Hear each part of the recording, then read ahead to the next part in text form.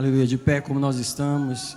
E se você não tiver, eu ia pedir a gentileza de você ficar para abrirmos a palavra de Deus em Hebreus capítulo 11.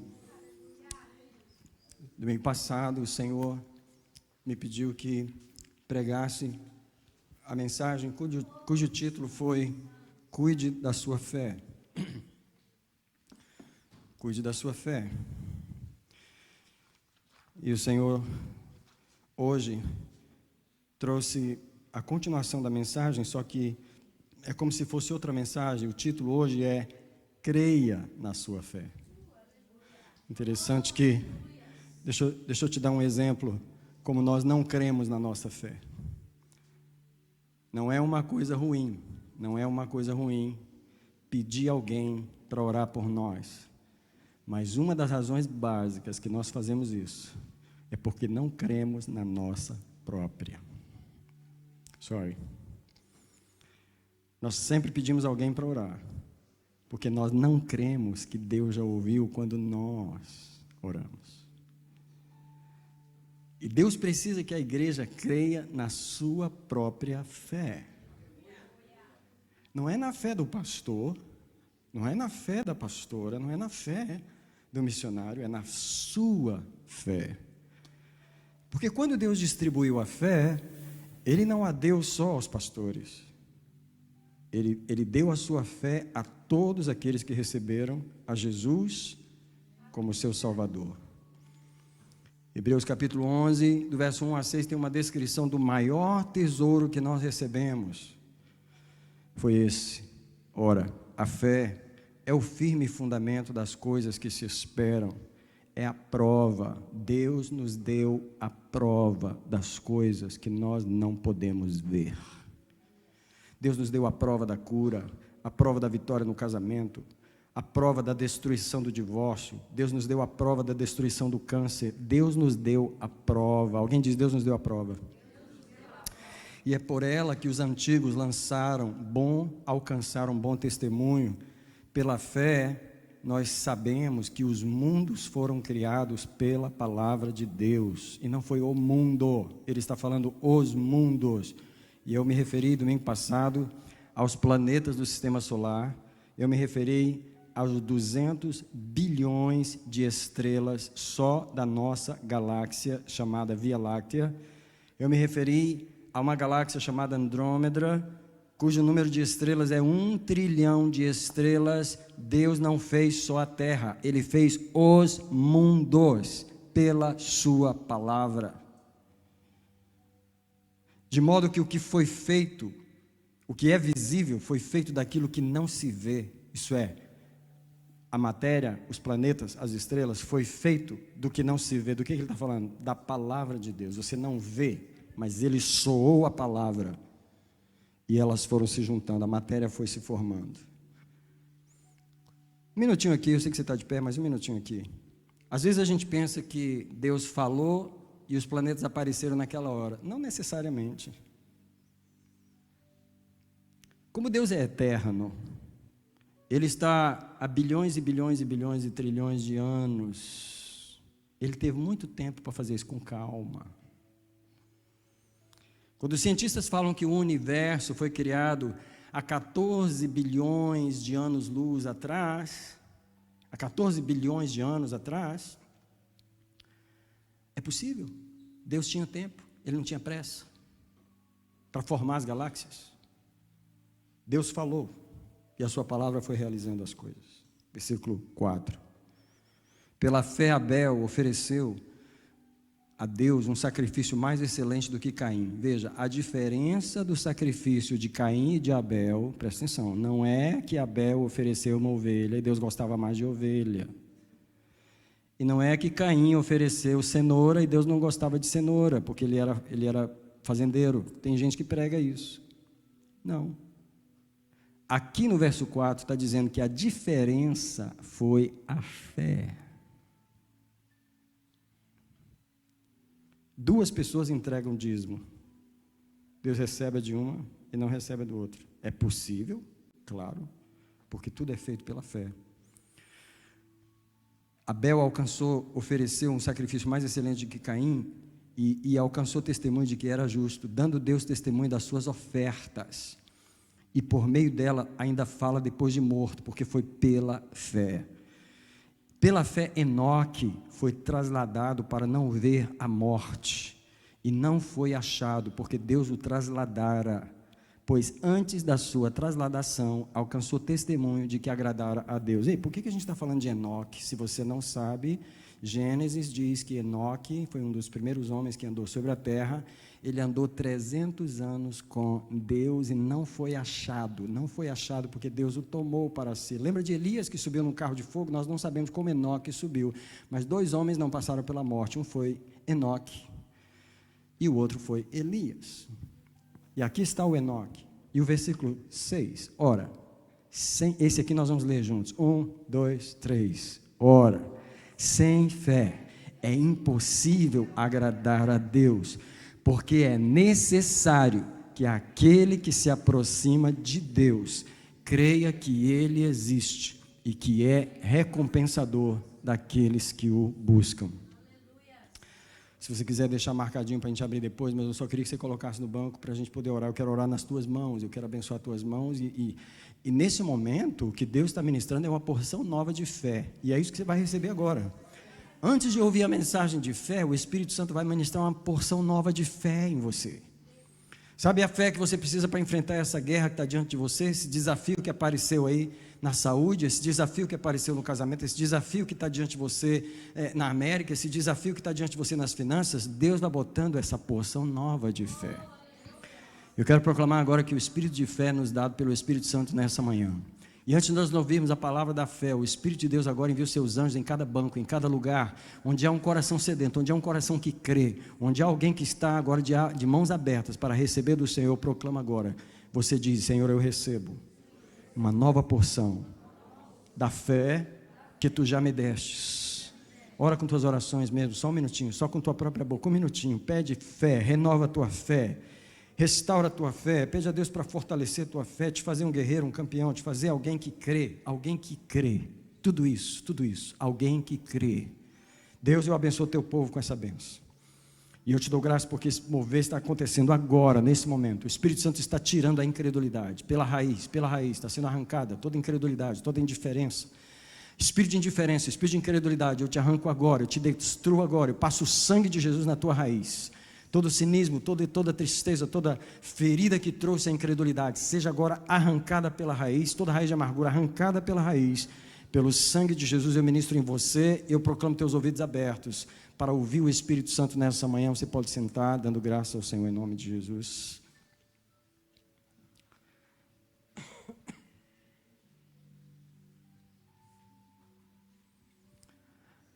Quando eu estava na Virgínia esta semana, nós estávamos em uma igreja, devia ter, sem exagero, eu gosto de colocar um número pequeno, porque eu não gosto de exagerar, mas 5.000 pessoas tinham lá.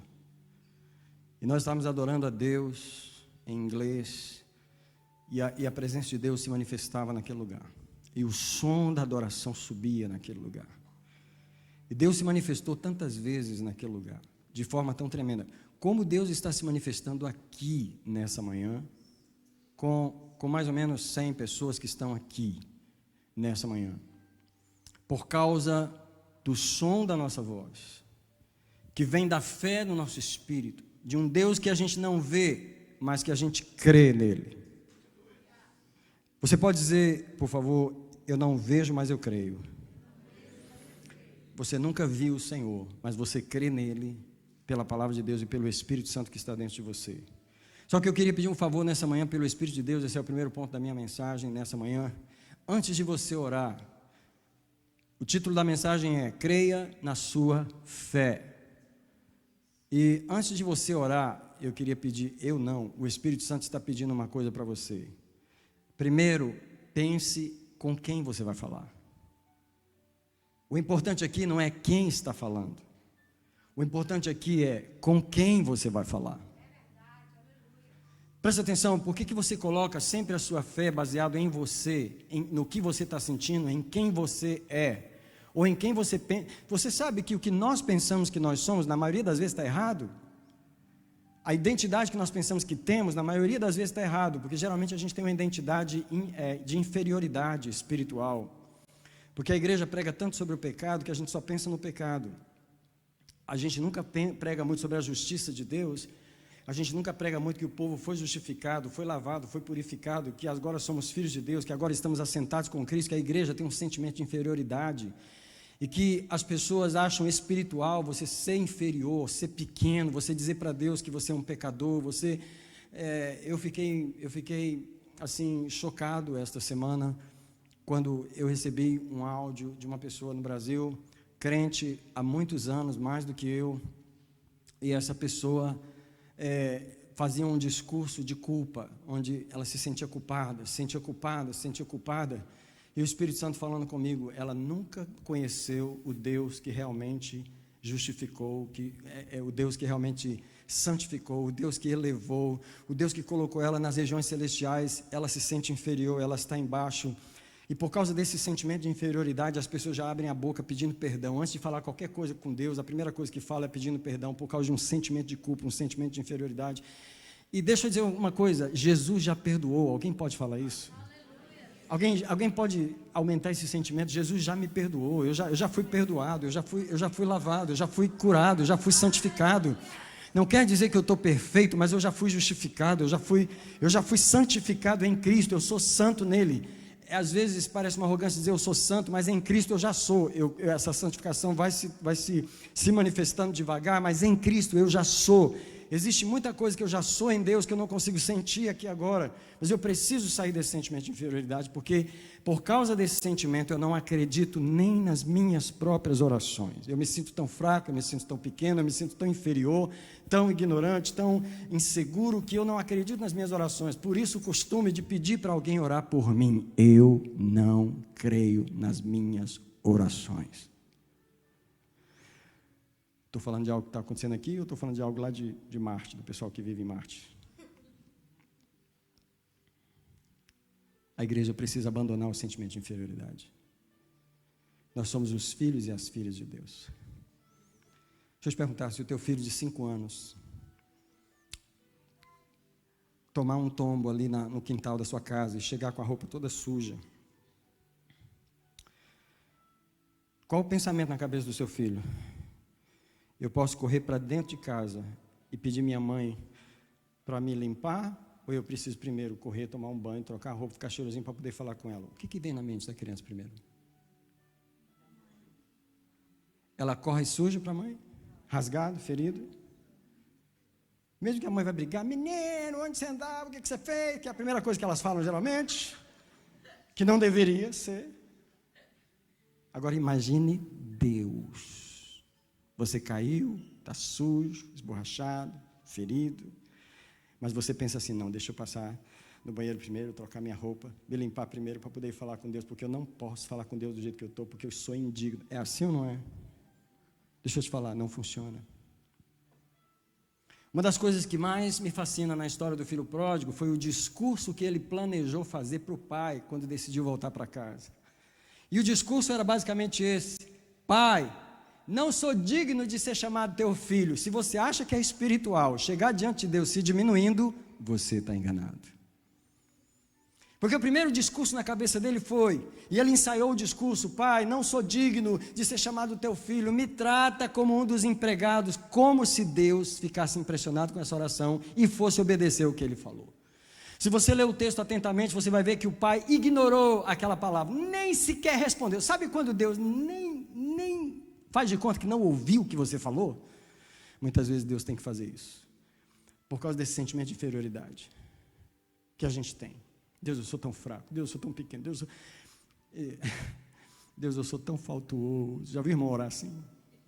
Deus, eu sou tão faltoso, Deus, eu sou tão... Você acha que é espiritual, isso entristece o coração de Deus. E o filho pródigo chegou lá, não sou digno, e o pai, shut up, menino, shut up. Traz aí a melhor roupa, traz aí o melhor calçado, traz aí o anel, traz aí, eu não quero saber como você se sente, eu quero saber que você é meu filho e você está aqui. Parabéns, Patrícia. Deus é bom, o diabo não presta, concordo com você. E você entendeu que você é filha?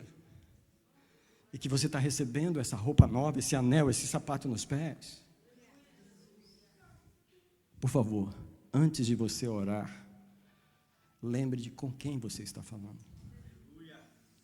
Primeiro, você não está falando com um pai relutante, com aquele pai que não quer dar. Você não está falando com um pai assim. Você está falando com um pai que já queria que aquilo fosse realidade na sua vida antes de você pedir.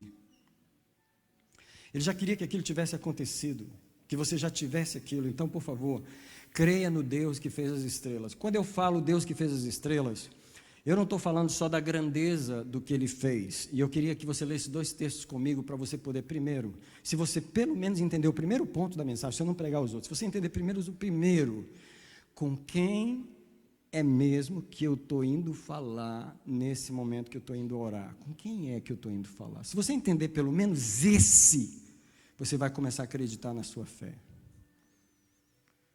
Porque Ele criou as estrelas.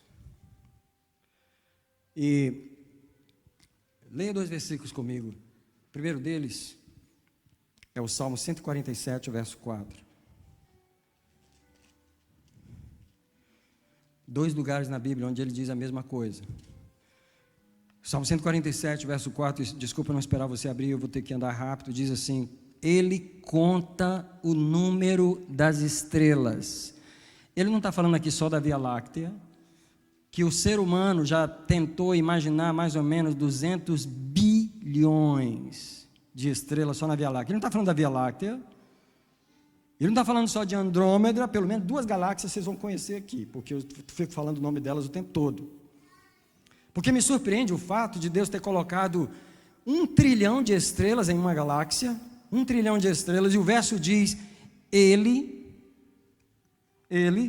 conta o número das estrelas, mas não só isso, chama todas elas pelos seus nomes. Ele chama as estrelas pelos nomes. Agora, só um pouquinho, por favor. 7,8 bilhões de pessoas na Terra. Não tem nem 8 bilhões. Sabe quantas estrelas tem na nossa galáxia? 200 bilhões. Não tem nem 10 bilhões de pessoas na Terra. Não existe 10 bilhões de pessoas na Terra. Ainda. Talvez lá para 2050. A pastora está falando que não vai ter, que Jesus vai vir logo. Se Deus chama todas as estrelas de todas as galáxias do universo pelo nome, cada uma delas, como é que Ele não conhece o que cada pessoa, ser humano nessa terra sabe? Como é que Ele não conhece cada desejo, cada suspiro que passa no coração de cada pessoa nessa terra? Deixa eu te falar sobre Deus nessa manhã. Posso falar sobre Deus nessa manhã? Eu estou falando sobre alguém que não precisa que uma pessoa expresse em palavras o que está querendo, para ele poder saber que uma oração está sendo feita aqui. Um desejo, um clamor está sendo gerado aqui. Um desejo que nem a pessoa sabe direito expressar, e que o Espírito Santo tem que gemer por ela, para poder traduzir aquilo para Deus, e Deus está ouvindo uma oração que ela nem pronunciou com a boca. É esse o Deus que eu estou falando nessa manhã.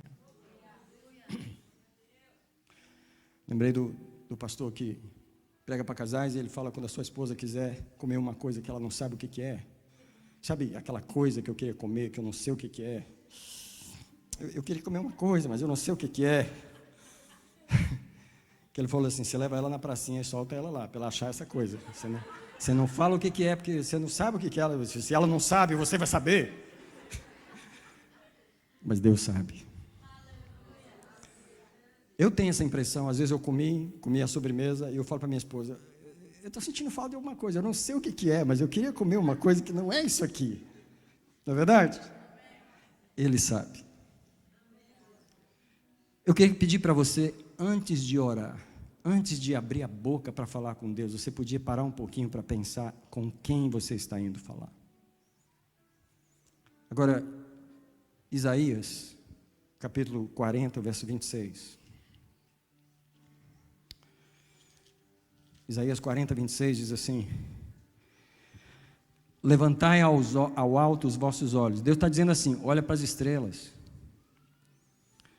e vede quem criou todas essas coisas. Deus está pedindo para você, dá uma aulinha de astronomia, rapidinho. Olha para o céu, olha para as estrelas, quem criou essas coisas?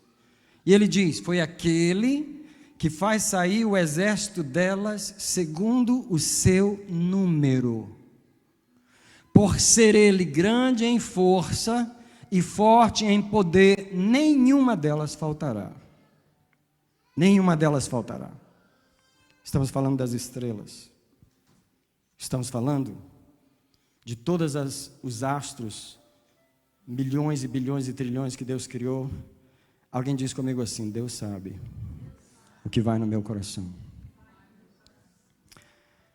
Agora você precisa dizer assim também: eu preciso saber que Deus já sabe do que está no meu coração. Agora olhe para mim. Qual pai aqui que tem um filho, uma filha, e pai conhece os filhos, que antes do filho falar algo com você, você já sabe o que ele está vindo falar? As irmãs estão balançando a cabeça. Às vezes os pais são mais... Mas os pais também sabem. Mas as mães já sabem o que você está querendo quando você está vindo. O que você acha de Deus? Quando você está indo falar com Ele. O que você acha dele? Você precisa crer mais na sua fé. Por causa da pessoa com quem você está indo falar. Deixa eu dizer para você que a oração de todas as pessoas tem o mesmo valor, no seguinte sentido: o valor não está em quem ora, mas a quem você ora. Agora, a diferença da oração entre duas pessoas eu vou te falar também. Por que há diferença entre a oração das pessoas? A diferença está na fé daquele que ora. Alguém já está começando a se sentir culpado aí, porque tipo assim, mas eu não tenho fé, então como é que fica? Bem, eu vou te falar que você tem fé. Eu vou te falar que a fé é acessível a você. Eu vou te falar que você tem uma maneira de crescer sua fé. Eu vou falar que você tem uma maneira de trabalhar sua fé. Porque domingo passado Deus mandou eu pregar: cuide da sua fé, que foi o que foi entregue aos santos de uma vez por todas. Se você cuida da fé, você cuida do maior dom, do maior bem que você tem. Se você cresce na fé, você realmente vai crescer em todas as áreas da vida. Se você vence na fé, tem uma maneira de você aumentar a sua fé e de você cuidar da sua fé. A diferença da fé de uma pessoa está na vida de oração dela. Alguém diz comigo assim: eu posso orar. Posso não querer, posso não saber, posso ter preguiça, posso, etc, etc. Mas que eu posso orar, eu posso. Só que você pode aumentar a sua fé, você pode aumentar. Agora, se você não aumentar, não é culpa de Deus. Se você não tiver uma fé forte, não é culpa do Senhor. Porque a fé está disponível. Quem entra no quarto e fecha a porta, vai aumentar a fé. Romanos 10, 17, se você puder abrir enquanto eu vou falando, você vai tendo tempo de abrir. Porque esse é um dos textos básicos da minha mensagem nessa manhã. Porque a diferença da oração das pessoas não está na pessoa em si. Não é porque ela é pastor, não é porque ela fez o seminário, não é porque ela tem um olhinho para ungir na mão. A diferença está na fé dela. Mas a fé dela vem de onde? Do seminário que ela fez? Não, não vem do seminário que ela fez. A fé dela vem de duas coisas. A fé de qualquer ser humano em Deus, do Deus verdadeiro, não o Deus da religião, não o Deus que a vovó falou que era, não o santinho que a vovó pediu para orar, não isso ou aquilo que a tradição ensinou. Estou falando do Deus da Bíblia, o Deus criador das estrelas, o Deus que se revelou na Bíblia. Como é que eu tenho fé nele? Duas coisas. Eu entro no quarto para orar, mas eu entro no quarto para orar com a palavra de Deus. Porque até orar é um risco. Até orar é um perigo. No sentido de que eu posso fazer errado. Porque eu posso ir orar só os meus sentimentos e em vez de aumentar a fé, eu vou ficar mais incrédulo. Porque eu estou me sentindo mal, eu estou sentindo que a minha oração não está nem passando do teto. Quem já ouviu esse negócio aí? Eu não estou pedindo para você orar os seus sentimentos. Se você for orar os seus sentimentos, não vai passar de lugar nenhum. Você pode orar suas circunstâncias e não passar em lugar nenhum também, porque se você for orar e dizer para Deus só os problemas que estão acontecendo, não vai ajudar em nada a sua oração. Sua oração tem que ser bíblica. Alguém diz, a minha oração tem que ser bíblica. E o que diz Romanos 10, 17? Romanos 10, 17 diz o quê? Ele diz assim, ó. Logo, a fé é pelo ouvir. Alguém diz comigo, a fé entra pelos ouvidos. E o que é que tem que entrar pelos ouvidos? É os meus sentimentos? É as circunstâncias? É o que eu estou sentindo? É o que está acontecendo? Não. E o ouvir pela palavra de Deus. O que é que tem que entrar nos meus ouvidos? Alguém diz, a palavra de Deus. Agora, eu tenho certeza que você tem uma Bíblia em casa. Pode não abrir. Do pastor que foi visitar o crente. E aí foi pedir para orar. E aí ele falou, irmã, você tem sua Bíblia? Ah, pastor, não sei onde está a minha Bíblia. Eu não sei onde está a minha Bíblia. Aí ela foi descobrir que já tinha tanto tempo que não abria a Bíblia. E a última vez que ela abriu a Bíblia, ela dobrou os óculos e guardou ali dentro da palavrinha, onde ela... E ela estava cega o mês inteiro porque não estava conseguindo achar os óculos. Ela estava sentindo mais falta dos óculos do que da Bíblia. Porque, na verdade, a Bíblia não estava sendo aberta. Deixa eu dizer para você, vou falar bem devagar. Nós não temos outra coisa, vou até repetir. Nós não temos outra coisa a não ser a palavra de Deus. Se você pensa que a igreja vai te ajudar, se prepare para a decepção. Se você pensa que os pastores vão te ajudar, alguns vão te ajudar, mas se prepare para a decepção. Se você pensa que a tia vai te ajudar, se prepare para a decepção. Se você pensa que os amigos vão te ajudar, se prepare para uma decepção. Mas se você pensa que a palavra de Deus vai te ajudar, e por causa disso você vai para ela e busca nela e se envolve nela, você vai ser ajudado. O problema é que nós dizemos aleluia, mas não abrimos a Bíblia em casa. Todo mundo concorda com o que eu estou pregando. O que o Espírito Santo quer fazer é saber se você abre a Bíblia em casa, porque a fé vem pelo ouvir, o ouvir da palavra de Deus. Como eu sou um pastor inteligente, eu conduzo as pessoas para a Bíblia. Eu não trago as pessoas para mim, eu levo as pessoas para a Bíblia. Se você vem me pedir ajuda, eu sempre vou te levar para a Bíblia. E uma das perguntas que eu te faço é, quantas vezes você já leu o Novo Testamento? Ah, pastor, nenhuma. Então, eu posso dizer, você não tem fé. Pelo menos não tem a fé que eu tenho. Porque como eu já li muitas vezes, e eu sei a fé que eu recebi só de ler, eu sei que a fé vem pelo ouvir da palavra de Deus. Eu fui para o seminário teológico em 1991. Eu saí de lá com um bacharel em teologia em 1994. Isso não me deu fé. A minha fé veio do meu contato com a palavra de Deus. Eu estou terminando um mestrado teológico num dos seminários mais importantes do mundo aqui em Boston. Mas não recebi fé. Pelo contrário, algumas matérias que eu estudei lá começaram a ameaçar a fé que eu já tinha. Cuidado com o seminário teológico. A fé vem da palavra de Deus. Cuidado com os pregadores que você ouve no YouTube, porque alguns deles vão roubar a sua fé em vez de ajudá-la. Porque nem eles estão lendo a Bíblia.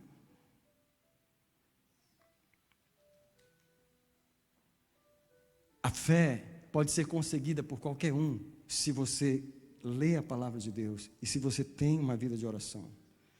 O nosso principal problema é o problema da incredulidade.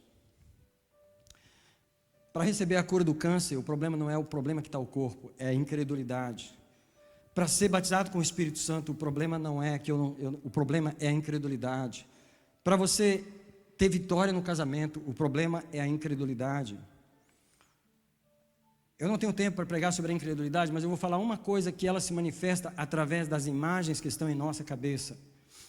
Quando você olha para o teu casamento, que você vê, pastor, aí é o seguinte, está 70% para o divórcio do que para restaurar. A imagem que você tem de tanta coisa ruim já aconteceu, que está mais para o lado da destruição do que para o lado da restauração. Essa é uma imagem que está na sua cabeça. Se você olha para a enfermidade que está no seu corpo, de tudo que os médicos falam e todos os exames que você já fez, qual é a imagem que tem? A imagem é que essa enfermidade veio para ficar. Ela veio para ficar. E essa é a imagem que está aqui. Deixa eu dizer para você, nós vivemos num mundo incrédulo, com pessoas incrédulas, numa cultura incrédula, que promove a incredulidade através dos fatos, que são mentirosos, porque os fatos nem sempre são a verdade. E você está num ambiente, numa cultura, onde as pessoas não creem no sobrenatural, e as imagens que estão na cabeça das pessoas são negativas, o mundo vai piorar. Está cada dia pior, e o Biden, meu Deus do céu, está piorando mais as coisas ainda. Era melhor quando estava não sei o quê. E eu não sei para onde esse país vai. E agora está faltando as coisas, porque os navios lá em Los Angeles não conseguem tirar os materiais, porque não tem gente para trabalhar. E o povo está ficando pior. Quais as imagens que estão na sua mente? Essas são as imagens da incredulidade. O que significa? Que para a gente sair da incredulidade, a gente tem que ser literalmente transportado desse ambiente cultural, dessa atmosfera cultural onde a gente está vivendo. Como é que você se transporta? Só tem um lugar onde você se transporta. E aqui eu queria até imaginar, você que já deve ter visto aquele filme do Star Trek, onde, né? Como é que fala em português esse filme? Alguém sabe? Guerra nas Estrelas? Acho que não. Jornada nas Estrelas. Onde o pessoal passa de uma nave para outra. Eles entram naquele negocinho, aí tem um negócio que circunda eles assim, aí eles desaparecem, aí eles aparecem dentro da outra nave e eles são transportados no espaço. Deixa eu te falar, tem um lugar onde você pode fazer isso, é no quarto de oração. É quando você entra no quarto de oração com a Bíblia e você esquece o celular lá fora, a menos que você precise olhar umas referências bíblicas ali, onde o Espírito Santo cerca você assim, tira você da terra, do lugar da incredulidade, da atmosfera da incredulidade, dos sentimentos da incredulidade, das imagens da incredulidade, transporta você para um lugar que você consegue ver as coisas diferentes, e você consegue ver as coisas como Deus está vendo, e você começa a crer, e você percebe que para você crer, você tem que ser transportado desse mundo, e o lugar de ser transportado é diante da palavra de Deus, e no quarto de oração, onde Deus transporta você. Alguém, eu vou te dar uma oração que eu estou fazendo há muito tempo já. Eu vou te dar uma oração para você fazer. Eu vou te dar pelo menos duas dessa manhã, mas vou te dar essa oração. E a oração é a seguinte. Repita comigo se você desejar. Essa oração, a oração é: Senhor, me leva para o lugar onde eu posso crer. É o único lugar que eu quero estar.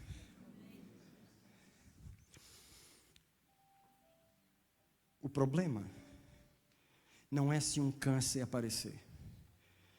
A gente fala esse nome maldito porque ele assustaria qualquer um de nós. Porque ele é maldito.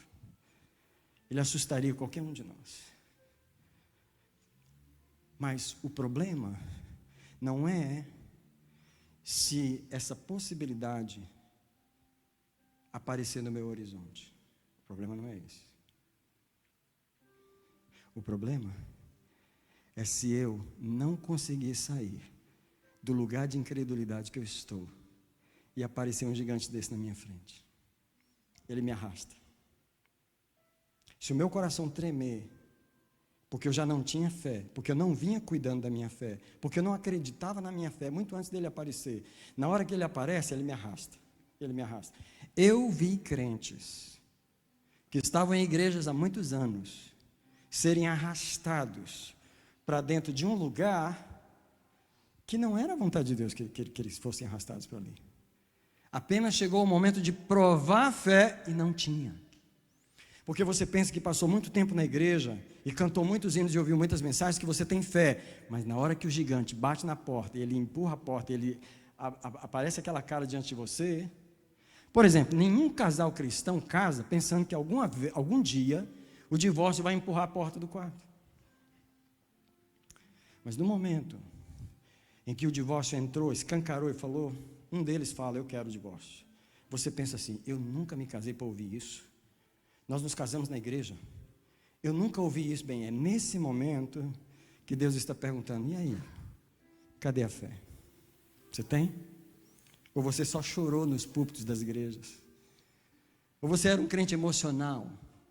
Ou você pulava, fazia aviãozinho e reteté, mas na hora da fé, o gigante te arrastou. Nós sabemos de uma irmã que, lá em New Jersey, quando ela teve o câncer, um dos problemas que causou na igreja foi o medo dela de morrer. Foi ou não foi? Medo de morrer. Uma cristã que nós conhecemos há tantos anos. E o problema maior foi o medo de morrer. Cadê a fé? A fé você não prepara ela quando o gigante bate na porta. Quando ele bate na porta, ele bate para checar. Você prepara a fé antes dele chegar.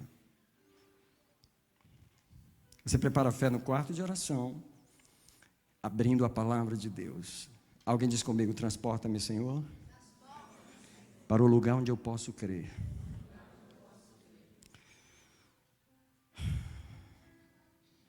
Deus precisa transportar a gente da atmosfera e Ele faz isso. Agora tem uma coisa que só você pode fazer para melhorar a sua fé. Romanos 12, versículo 2.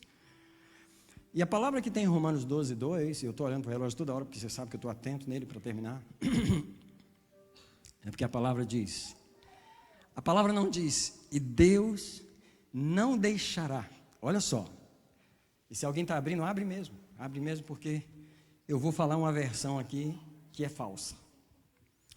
E Deus não permitirá que vocês sejam conformados a este mundo. Mas Deus fará com que vocês sejam transformados pela renovação. Deus renovará o vosso entendimento. Quem achou bonito?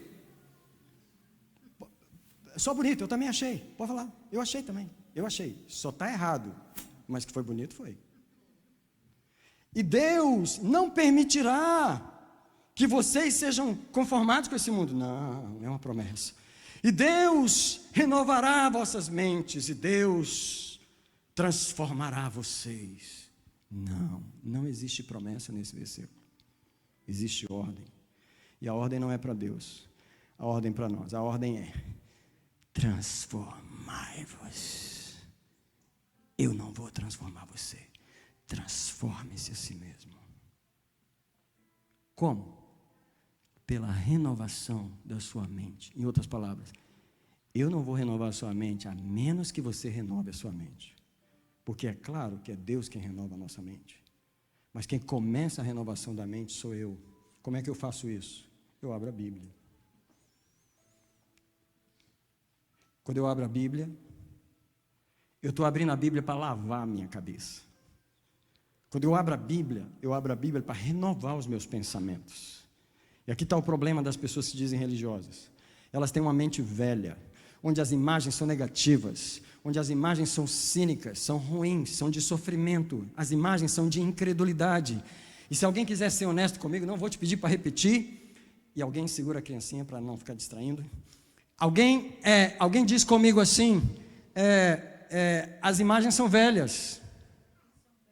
Ninguém repetiu, as imagens são velhas. E sabe o que acontece? Elas não me ajudam, elas não me deixam crer. Elas não me deixam crer. Mas quando eu abro a Bíblia, eu renovo a minha mente. E sabe o que renova em mim? As imagens renovam em mim. E quando Deus renova a minha mente, Ele começa a aumentar a minha fé. Tem pessoas aqui que estão feridas, decepcionadas. E se Deus não mudar as imagens de dor que você tem, você nunca vai crer. Não adianta você vir aqui orar. Eu não quero dizer que não adianta de nada. Adianta você vir aqui e receber oração, adianta. Isso ajuda. Mas isso não significa que só você vir aqui vai transformar a sua mente. Porque a gente sempre quer que alguém faça isso por nós, não é verdade? Ora, se nem o próprio Deus não vai fazer, como é que o pastor vai fazer? Se você renova a sua mente em casa. Você renova a sua mente em casa. E Deus começa a olhar aquilo. Olha quem está abrindo a Bíblia. E olha lá quem está abrindo a Bíblia. Ele vira para o anjo e fala, corre lá. Começa a limpar a mente dele. Começa a limpar a mente dela lá. Começa a trazer uma imagem nova. Começa a dar um sopro no coração de que eu vou mudar essa situação. Começa a levantar uma esperança ali de que eu vou transformar a situação. Começa a fazer isso. Porque eu vou mudar as imagens de que está ali. Eu vou parar a pregação, porque eu quero orar por você. Quem entendeu a voz do Senhor nessa manhã? Vou pedir você para ficar de pé, aonde você está. E eu vou terminar a pregação agora, você ficando de pé.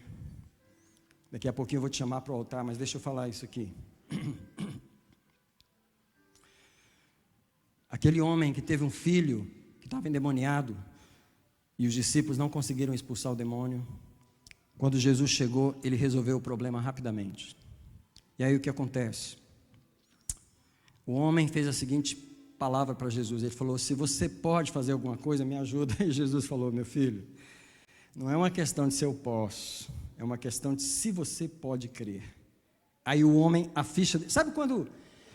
Às vezes é bom pregar para pessoas que nunca ouviram a palavra de Deus, porque parece que a ficha cai mais rápido neles do que naqueles que já ouviram muito. Imediatamente o homem fez a seguinte oração: ajuda-me, Senhor, contra a minha incredulidade. Que o homem percebeu na hora que o problema não era a capacidade de Jesus, era a incredulidade dele. Essa é a segunda oração que eu quero que você leve. A primeira oração é: Senhor, me transporta para um lugar onde eu posso crer. E quando você pedir me transporta, saiba que você tem que entrar no quarto para isso acontecer. Lembra do Star Trek? Do Jornada nas Estrelas? Você tem que entrar naquele lugarzinho onde, né, aquele raio laser te pega ali, aí te transporta para outro lugar. É só na oração e no quarto. Agora, a segunda oração é: Senhor, me ajuda contra a minha incredulidade. Quando você ora isso, é porque você está dizendo: eu sei que há incredulidade em mim. Por mais que eu quero crer, eu vivo num ambiente de incredulidade, numa postura de incredulidade, com imagens de incredulidade. E eu quero terminar com essa oração e pedir você para começar a vir ao altar, onde nós vamos orar pela sua fé. E um dos espíritos que nós vamos hoje repreender é o espírito da incredulidade. Você pode começar a vir, e Deus vai começar a fazer um milagre aqui. Enquanto você vem, eu quero dizer que várias pessoas, aliás, todas as pessoas que receberam o milagre de Deus, por exemplo, a mulher do fluxo de sangue, ela não ficou orando, ela foi lá e tocou em Jesus. Quando você tem fé, você faz alguma coisa. E o que ela fez foi louvado por Jesus, e Jesus disse: a tua fé te salvou. A fé sempre leva você a fazer algo. Quem ouviu essa mensagem hoje de manhã e teve fé de verdade, vai chegar em casa e abrir a Bíblia. Quem ouviu essa mensagem e teve fé, vai chegar em casa e entrar no quarto de oração. Quem ouviu essa mensagem vai pedir para Deus, vai fazer alguma coisa. Outra pessoa que estava na beira do caminho era o cego, e quando Jesus passou, ele perguntou quem era, e disseram: é Jesus de Nazaré. Ele começou a gritar. E Jesus chama o cego aqui. Ele perguntou: o que queres? Ele falou: eu quero ver, Senhor. Aí Jesus falou: vê, a tua fé te salvou. Jesus sempre honrou e louvou a fé das pessoas. 10 leprosos foram curados, só um voltou. Quando ele voltou, Jesus perguntou: cadê os outros 9? Só veio esse agradecer? Jesus vira para ele e fala assim: a tua fé te salvou. A fé fez ele voltar. A fé fez ele ter um encontro com Jesus, fez ele fazer alguma coisa. Quando você crê, você faz alguma coisa. Não, você não só concorda com a mensagem, você faz alguma coisa. E o último exemplo que eu quero dar é o exemplo do centurião, um soldado romano que tinha um filho doente. Jesus falou: eu vou na sua casa. Ele falou: você não precisa ir. Se você mandar uma palavra, a criança vai ser curada.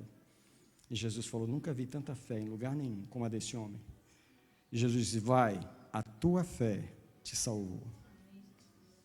Não foi teu choro, não foi tuas lágrimas, não foi tua oração de vítima, não foi tua oração de medo, foi a tua fé. Alguém abre as mãos, eu quero orar pela tua fé. Mas antes de orar por você, eu quero pedir que você ore pela sua oração, pela sua fé. Porque hoje eu estou pregando sobre acredite na sua fé. Eu vou orar, eu sei que você acredita na minha oração, eu sei, eu fico feliz que você acredite na minha oração, mas hoje eu não quero que você acredite só na minha oração, eu quero que você acredite na sua. Então, antes de abrir a boca nessa manhã, eu quero que você saiba que tudo que você vai falar, aliás, Deus já ouviu. Ele já ouviu. E o que Ele quer agora é que você acredite na sua própria fé. Qualquer que for o desejo que você expressar para Ele nessa manhã, Ele já ouviu. E se você quiser expressar, pode expressar. Eu declaro agora, em nome de Jesus, que o Espírito de fé que está nesse lugar, o Espírito de fé que está nesse lugar, o Espírito de fé que está nesse lugar, o Espírito de fé que está nesse lugar, traz agora, para cada vida, uma nova porção de fé. Deus, eu quero que essas pessoas acreditem nas suas próprias orações. Nas suas próprias orações, nas suas próprias orações, nas suas próprias orações. Eu abençoo agora a oração de cada um, mas eu abençoo agora a fé de cada um. Nós oramos por eles, Senhor, mas eu quero que eles aprendam a confiar nas suas próprias orações. Não é só a oração do pastor que tem poder, não é só a oração da pastora que tem fé, é a oração deles que tem poder. E Deus está dizendo: eu creio na tua oração. Você crê na tua oração? Eu creio na tua oração, Deus está dizendo. Você crê na tua oração que você mesmo ora? Deus está dizendo: vai orar, porque eu creio na tua oração. Eu te abençoo agora em nome de Jesus, para crer nas tuas próprias orações. Ah, louvado seja o Senhor. Eu ministro o espírito de fé agora. E eu estou dando uma ordem agora ao espírito de incredulidade. Solta agora, vai lá, vai embora, vai embora, vai embora, vai embora. Estou atacando você diante de Deus agora. Nesse ambiente, desse lugar, você não pode ficar. Espírito da incredulidade. Você entrou através da dor, você entrou através da decepção, você entrou através do problema, mas eu te mando embora agora. Quem se une a mim nessa manhã e dizer: toda incredulidade em mim, eu renuncio. Eu mando embora a incredulidade. Eu recebo a fé. Eu oro por cada um agora. Eu abençoo você agora com uma vida de fé. Eu proclamo a fé. Eu proclamo a fé. Eu proclamo a fé. Eu proclamo a fé sobre cada vida. Sobre cada vida. Sobre cada vida que está aqui. Eu proclamo a fé. Eu proclamo a fé. Eu proclamo a fé sobre cada cabeça que está aqui. Poderia tocar na cabeça de todo mundo aqui. Vamos tocar na cabeça dos irmãos nesse lugar? Você pode ungir. Eu vou ungir.